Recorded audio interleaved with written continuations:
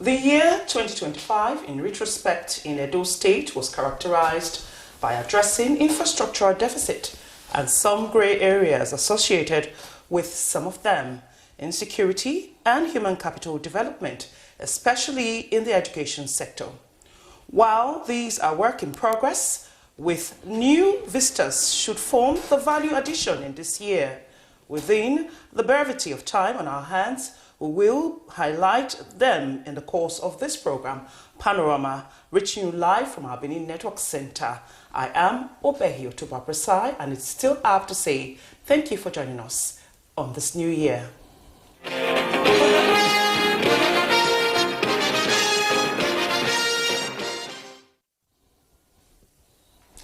In an effort to boost the local economy and promote self-reliance, the Tinubu Deco Assured initiative has empowered small-scale business owners across 3 senatorial districts in Katsina State. This is part of activities being implemented by the organization to improve the quality of life of the citizens.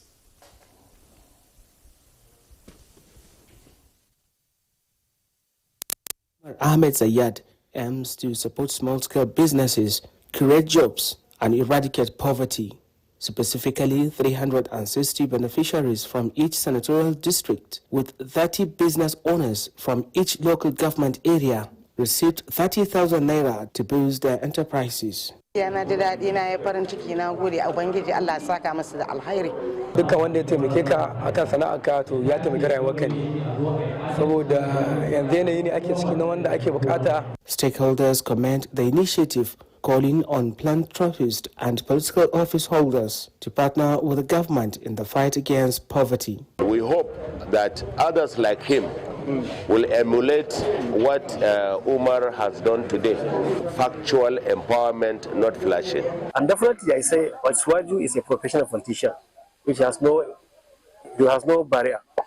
He has a nation and he identifies the problem. I believe that with his team and the teamwork with support, he will take the nation to the barest minimum level. The senior special assistant to the president on protocol, Umar Ahmed Zayed, notes that the program will complement federal and state efforts to improve living conditions and welfare of citizens. The initiative is promoting economic rejuvenation and self-sufficiency across the state. In Katsina, Awan Halliru, NTA News. 2025 was no doubt challenging for the government of Edo State, but not without some major and significant achievements recorded across the sectors and the MDAs. To drive the process was an approved budget of 799.82 billion naira, which focused majorly on infrastructure and digital transformation. Correspondent Goodluck Enaini takes a look at the progress made in the outgone year and what citizens of Edo State should expect in this new year. The Edo State government in 2025 focused on addressing infrastructural deficit with emphasis on road construction, which cut across the 3 senatorial districts, connecting communities, thereby enhancing the socio-economic activities of the people. Significant progress was recorded particularly in the introduction of the new anti-kidnapping and cultism law, leading to some degree of reduction of the menace. The governor is proactive in attending to roads that cut across the state. And as such, the state government are taking over some roads, like the Sape Road, the neutralization of the Sape Road is with concrete pavement. It was a federal project, but the state government have taken over because of the fee portion that our people have been suffering. Human capital development, especially in the education and health sectors, recorded a boost, particularly with the rehabilitation of schools and a good number of health centers, in addition to recruitment of staff. Even those that do not like to put their children in public schools are now hustling to move their kids because of the standard we are bringing to bear. What we did now was to employ 1,300 staff in the hospital management agency to mitigate that Japa syndrome, because we feel that we had to close those gaps. The governor has approved the Edo State Public Service Retooling and Enhancement Program, what we call the Edo PREP. Mr. Governor has been very firm that the work of the civil service must be done by civil servants. The full security drive of the state government, in line with the renewed hope agenda, was enhanced with the supply of modern farm implements and seedlings to assist farmers record good harvest. While these are work in progress, year 2026 agenda under Governor Mondo Paulo focuses on the Shine agenda for inclusive growth, emphasizing digital transformation, civil service reforms, boosting ease of doing business, and strengthening security as outlined in the 2026 Budget of Hope and Growth to ensure inclusive development and measurable progress. Our roadmap is to, first of all, to strengthen primary healthcare. This government came under the mantra of accessible, affordable healthcare. The Shine agenda of Mr. Governor is in line with the Hope agenda of Mr. President. So we work in synergy with the federal government. We have to sustain what we're already doing. Some of the projects we have started for the past 1 year, they have 24 months lifespan to complete the job. So those jobs will not be abandoned. Observers are of the opinion that with a budget size of more than 939 billion naira, with large percentage of 68% for capital expenditure to drive long-term growth, the state will be better for it, but not without support from the citizens. In Benin, Goodluck Inaini, NT News. Our guest this afternoon on Panorama is the lead anchor on a breakfast radio program, What the Honorable Has to Say, and one of the analysts in Inside Edo State. So that makes him the man the cap fits to give an unbiased evaluation of governance in the outgone year and, of course, give projection in this new year and even beyond. He is Benga James, and it's a pleasure, Mr. Benga, to have you here on Panorama. Yeah, good afternoon. It's my pleasure. Absolutely. And so we just heard that background, Mr. Benga, which certainly describes how policies, programs, and initiatives shaped governance in the outgone year to some extent. What's your perception of this, about this, and are there any, reservations from your end? Well, I would say my observance has been that of the government that came in and was in a hurry to perform, because right from the first day that Governor Monday Okwebolo was sworn into office in November 2024. I think that was the day he started going to project sites. He went to look at things by himself, and work kicked off, and work has not stopped. And we saw some ambitious projects that the government flagged off, started, which spoke to the readiness of the government, which spoke to the determination, because it was quite intentional of the government to bridge the infrastructural gap. That's the gap in infrastructure, to reverse the deficit in infrastructure in Edo State. And we saw all of that throughout the year 2025. And when you also saw the budget that the state operated with in 2025, over 700 billion naira, and we saw projects that started across the 3 senatorial districts. And we saw the sectors that enjoyed attention from government. We saw in road construction, we saw what was done with rehabilitation, human capacity development in sectors such as education and health, and security too, because the government also showed that, yes, it was ready to tackle some of the security problems that we had in the state, most especially the issue that had to do with court killings, court-related matters, and the state government took the battle to the courtists. And I think for once in a very long time, this past Yuletide season, we didn't hear a lot about that. We know how it used to be. We know how when it gets certainly late to a certain extent, people want to be inside because you are afraid. But I think this last Yuletide season, people had the confidence to stay out late because improvement was recorded in the area of security. We also saw what the government also did with the anti-kidnapping law, which also saw action being taken to those who are either suspected or linked to kidnapping or kidnappers, how their buildings and their property were brought down. So all of this sent the right message in the right level of decibel, and everybody heard loud and clear. And for me, getting into 2026, we had a budget of hope and growth. What is the hope anchored upon? The hope is anchored upon what we've seen that is at work already. And of course, in the line of that hope, within that context, there's going to be growth. Because when you consolidate on what you have started from the previous year, certainly there will be growth. And we also saw it in the budget. For the 2025, we have over 700 billion. For the 2026, we have over 900 billion. So there is an upward review of over 200 billion naira. And the budget now for 2026 is just short of 1 trillion naira. So a lot is expected, and we are really anticipating the promised hope and growth. All right, and so we have other arms of government. It's not only the executive arm. What's also your assessment on the judiciary, legislature, even the fourth estate of the realm? How would you say we affected citizens in the outgone year? Of course, or what should they expect from, these other arms of government? For the other arms of government, let me start with the legislative arm of government. Well, I've always wanted the independence. I've always wanted each arm of government to be independent of the other one. Because for the sake of democracy, you would always push for separation of powers. And where you have separation of powers, then checks and balances will be ensured. I've seen that there is this harmonious relation, which I don't discourage, between the legislative arm of government and the executive arm of government. But in the midst of that harmonious relations, you still want to see the oversights that you expect the legislative arm of government to perform. You still expect to see the checks and balances.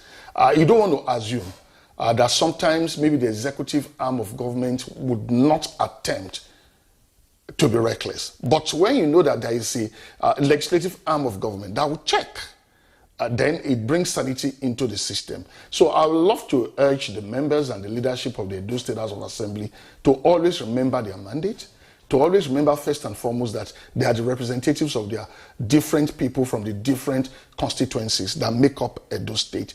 And they are representing the best interests of these people. And anytime they see a tendency that doesn't seem to protect, to preserve, or to promote the best interest of the people they represent, that's their constituents, then they have to show that they are there for the people. So if we can have that element of checks, balance, proper oversight, then it's good. And for the judiciary, we have laws.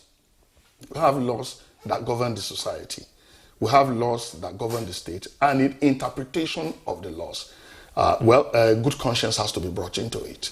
And I don't think I've seen any particular instance where I can say maybe justice has been denied in the state. And you spoke about the fourth estate of the realm, which brings it to my own immediate constituency now. You understand, talking about the media sector. Our work is cut out. We are the watchdog of the society.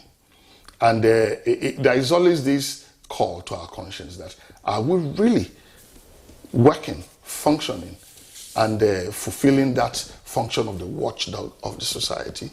Certain elements are very important. That must always guide what we do. Objectivity. We have to be objective, we have to be neutral, and we have to try as much as possible not to be biased. You see, politicians will always play their politics. So man is a political animal. We may have where we have a political allegiance, I mean by our individual differences. But when it comes to doing the job, objectivity must always guide what we do. And we must make sure that we call power to accountability. We must insist on transparency. If we can do all of this, then we would have performed our functions.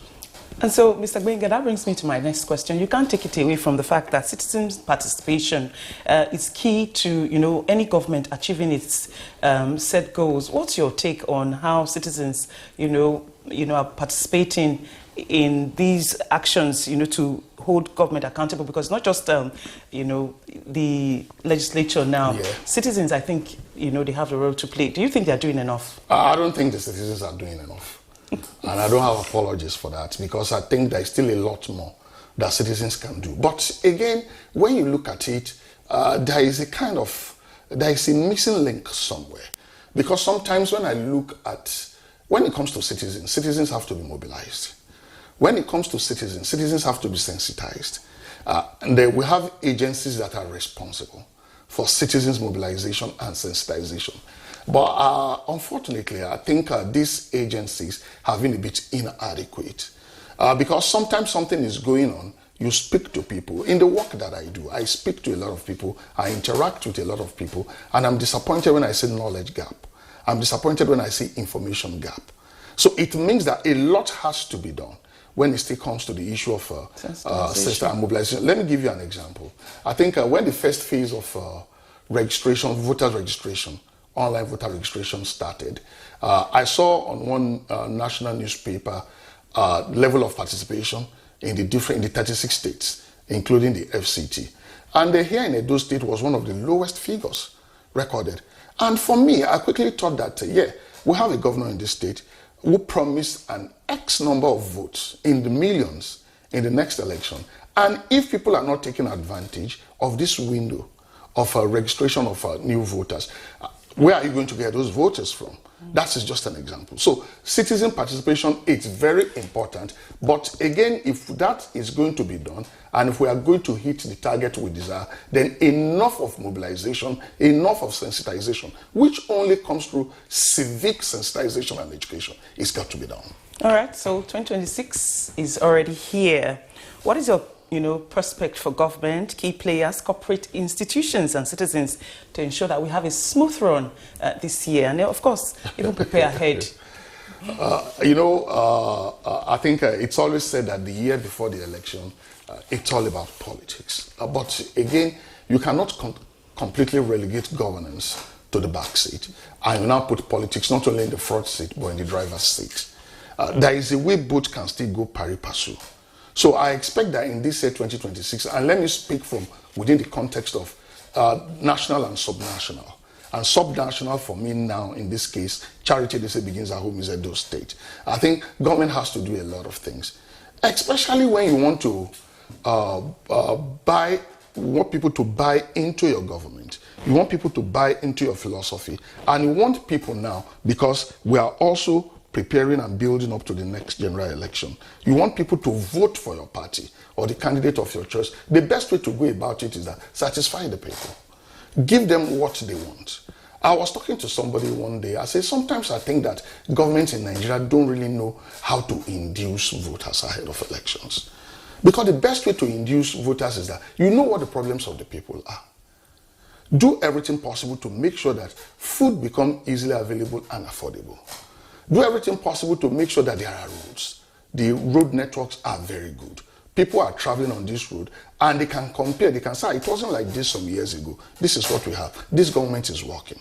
The moment they begin to see that by themselves, the support that you expect from the people is going to be an organic support. And naturally, there will be no need to buy votes again, because people will go out of their way to ensure, because you want to maintain that government in office. You want to keep that government in office because you've seen clearly that that government is listening to the yearnings of the people. So for this year, 2026, I expect a lot of action, positive action from government at national and subnational to make Nigerians happy. Yeah, we began to see some rebound in the economy and stuff like that, especially when it has to do with the macroeconomic. But the one that people understand so much that you don't need to break down the grammar for them is the microeconomic. How they can see that food visibly on their table, how they feel that money in their pocket, how they get on the road and the roads are smooth, the roads are good, how, of course, a lot of things they were difficult and hard before now have suddenly become a bit easier, how certain opportunities have become more accessible. If they can see that, then Nigerians don't ask too much from their government, and Nigerians don't hate their government and their leaders. Yes, Mr. Gbenga, thank you very much. But you agree with me that we saw a difference, in the last celebration where we saw, prices dropping of foodstuff, An example is rice. Oh, yes. And we're also seeing changes in the prices of exactly. fuel. That was so why of I course, said things are this rebound. government is... The economy is rebound, but we need them to consolidate. We can even get better. And there's something that is consistent with human nature. There is an Oliver Twist in us. We are asking for more. Thank you very much, Mr. Gbenga, for joining us and doing justice to that discussion this afternoon on Panorama. Let's take a break. Panorama continues shortly. Welcome back. Prices of most products remain the same as commercial activities resume across business districts in Benin City. Judabuku monitored the level of economic activities in the metropolis after the Yuletide and now reports. It is 1 week into the new year, and traders have returned to their shops for business activities. Normal economic activities were observed around the urban market area, including Mission Road, Forestry Road, and Lagos streets. Based on the opening of school now, the business is moving on well for now. But mainly when January, February pass, the business will begin to drop. School is about to resume now, so most parents are buying textbooks, books for children. So the sales are moving very well. Everywhere is kind of a little bit busy. Not like December. Let me say ending of December was not that busy anymore because people have traveled. But we are still waiting for people to come back because everybody is not yet back. Residents are pleased with the stability in prices of products before, during, and after the Yuletide. It's going on well. Prices are fair.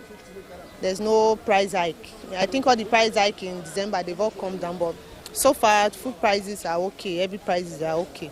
For the first time since I was born, we have seen the prices remain the same even before. I think during the festive period, prices went down a little bit. At least you can easily negotiate, and the price is not that as high it was during November, because in December the price is really dropped, and we are still in that range.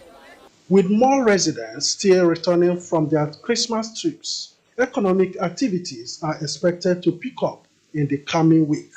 In Benin, Jude Abugu, NTA News. And our sports, as the Super Eagles secure a place in the last four of the African Cup of Nations in Morocco, attention now turns to Wednesday's semi-final clash against the host nation, Morocco. For details and more, let's now join Suleiman Musa on Sports Update. Ahead of Nigeria's semi-final clash against the Atlas Lions of Morocco, football enthusiasts have urged Super Eagles head coach Eric Chelle to put strong preparations in place to ensure the team secures a place in the final. The Super Eagles will face the hosts in what promises to be a highly anticipated semi-final showdown as Nigeria chase a spot in the AFCON final for the second consecutive time. The encounter is expected to be a tough test for Chelle's side, given Morocco's quality and the added advantage of playing on home soil. The Super Eagles have lived up to expectations. The results is a reflection of the performance that they've given so far. And of course, they've managed to let the disappointment of not being at the 2026 World Cup behind them. And from the performance, it is indicative of the fact that the Eagles really want to make this their fourth AFCON title. Meanwhile, Nigeria's Super Eagles will be without captain Wilfred Ndidi for their semi-final clash against host nation Morocco at the 2025 Africa Cup of Nations. The Besiktas midfielder has been ruled out after receiving a yellow card for time wasting during Nigeria's 2-0 victory over Algeria in Saturday's quarter-final. It was Ndidi's second booking of the tournament after earlier being cautioned in the round of 16 match against Mozambique, and under CAF regulations, the accumulation of 2 yellow cards results in an automatic 1-match suspension. Still on the AFCON, Super Eagles striker Victor Osimhen has brushed aside discussions about breaking Rashidi Yekini's long-standing goal record, insisting his focus remains on the team's success rather than personal achievements. Osimhen moved closer to the historic milestone after scoring in Nigeria's 2-0 victory over Algeria in Saturday's quarter-final of the 2025 Africa Cup of Nations at the Grand Stade de Marrakech. The goal took his international tally to 35, leaving him just 2 goals short of Yekini's record. And finally, Carlos Alcaraz recorded his first win over Yannick Sinner in 2026 as the world top 2 players clash in a hard-court exhibition match in South Korea. The world number 1 triumphed 7-5, 7-6 over his closest rival in the Hyundai Card Super match. Both players are using the exhibition to fine-tune preparations ahead of the Australian Open. With Sport Update, Suleiman Musa, NTA News.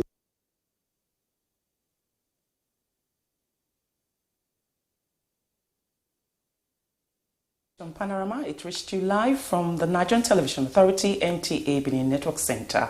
Thank you for watching. Do enjoy the rest of your day.